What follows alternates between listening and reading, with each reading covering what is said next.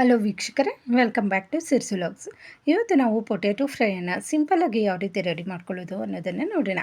ಈ ರೀತಿ ರೆಡಿ ಮಾಡ್ಕೊಂಡ್ರೆ ರಸಮನ್ನ ಜೊತೆ ಬೇಳೆ ಸಾಂಬಾರು ಜೊತೆ ತುಂಬ ಟೇಸ್ಟಿಯಾಗಿರುತ್ತೆ. ಇದನ್ನು ರೆಡಿ ಮಾಡ್ಕೊಳ್ಳೋದಕ್ಕೆ 4ರಿಂದ 5 ಮೀಡಿಯಮ್ ಸೈಜ್ ಇರ್ತಕ್ಕಂಥ ಆಲೂಗಡ್ಡೆನ ಸಿಪ್ಪೆ ತೆಗೆದು ಇದನ್ನು ಕಟ್ ಮಾಡ್ಕೊಳ್ಳೋಣ. ಕಟ್ ಮಾಡುವಾಗ ಇದನ್ನು ಚಿಕ್ಕ ಚಿಕ್ಕದಾಗಿ ಕಟ್ ಮಾಡಿಕೊಂಡ್ರೆ ತುಂಬ ಟೇಸ್ಟಿಯಾಗಿ ಬರುತ್ತೆ.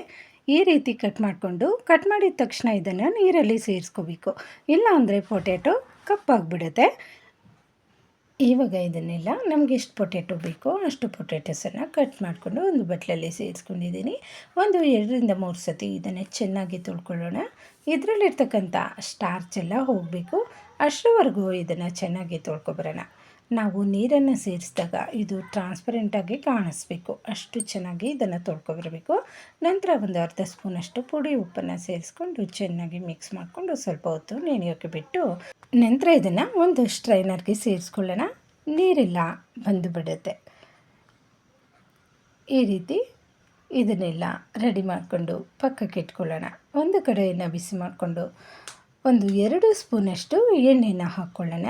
ಎಣ್ಣೆ ಬಿಸಿ ಆದ ನಂತರ ನಾವು ಕಟ್ ಮಾಡಿಟ್ಕೊಂಡಿರ್ತಕ್ಕಂಥ ಆಲೂಗಡ್ಡೆ ತುಂಡುಗಳನ್ನು ಇದರಲ್ಲಿ ಸೇರಿಸ್ಕೊಂಡು ಚೆನ್ನಾಗಿ ಮೀಡಿಯಮ್ ಫ್ಲೇಮಲ್ಲಿ ಇಟ್ಕೊಂಡು ಇದನ್ನು ಫ್ರೈ ಮಾಡ್ಕೋಬೇಕು. ಬೇಗನೆ ಇದು ತಳ ಅಂಟುತ್ತೆ.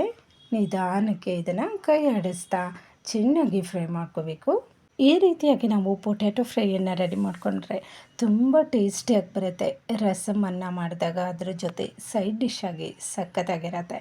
ಇದನ್ನು ಹಾಗೆ ಸಹ ತಿನ್ನಬಹುದು ಬಟ್ಲಿಗೆ ಹಾಕ್ಕೊಂಡು, ಅಷ್ಟೊಂದು ಚೆನ್ನಾಗಿರುತ್ತೆ.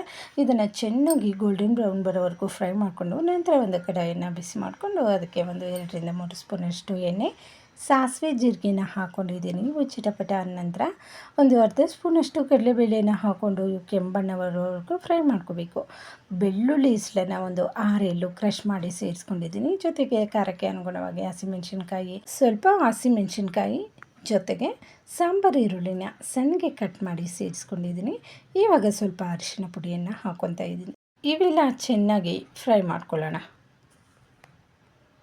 ಈ ರೀತಿ ಫ್ರೈ ಮಾಡ್ಕೊಂಡ ನಂತರ ಇದಕ್ಕೆ 1 ಸ್ಪೂನಷ್ಟು ಧನಿಯಾ ಪೌಡರು ಹಾಗೆ ಸ್ವಲ್ಪ ಅಚ್ಚ ಖಾರದ ಪುಡಿಯನ್ನು ಸೇರಿಸ್ಕೊತಾ ಇದ್ದೀನಿ. ಇದನ್ನು ಸಹ ಮಿಕ್ಸ್ ಮಾಡ್ಕೊಂಡ ನಂತರ ನಾವು ಫ್ರೈ ಮಾಡಿಟ್ಕೊಂಡಿರ್ತಕ್ಕಂಥ ಆಲೂಗಡ್ಡೆ ಪೀಸ್ಗಳನ್ನು ಸೇರಿಸ್ಕೊಳ್ಳೋಣ. ಇದೆಲ್ಲವನ್ನು ಚೆನ್ನಾಗಿ ಮಿಕ್ಸ್ ಮಾಡಿಕೊಂಡು ಒಂದು 5 ನಿಮಿಷಗಳ ಕಾಲ ಹೈ ಫ್ಲೇಮಲ್ಲಿ ಇಟ್ಕೊಂಡು ಇದನ್ನು ಫ್ರೈ ಮಾಡ್ಕೋಬೇಕು.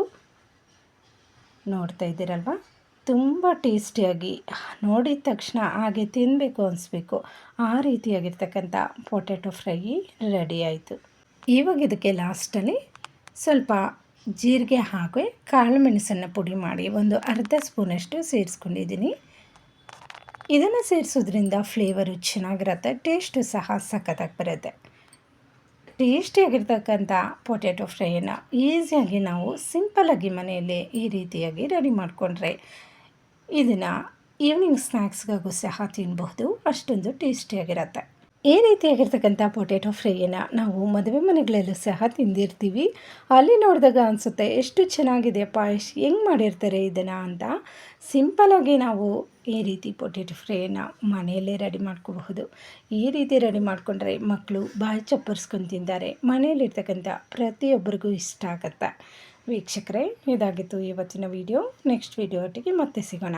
ಯಾರೆಲ್ಲ ಫಸ್ಟ್ ಟೈಮ್ ನನ್ನ ಚಾನಲನ್ನು ನೋಡ್ತಾ ಇದ್ದೀರಾ, ಪ್ಲೀಸ್ ಸಬ್ಸ್ಕ್ರೈಬ್ ಮಾಡಿಕೊಂಡು ಸಪೋರ್ಟ್ ಮಾಡಿ. ಇನ್ನಷ್ಟು ಹೊಸ ಹೊಸ ರೆಸಿಪಿಗಳೊಟ್ಟಿಗೆ ನಿಮ್ಮೊಂದಿಗೆ ಬರ್ತಾ ಇರ್ತೀನಿ. Thank you for watching.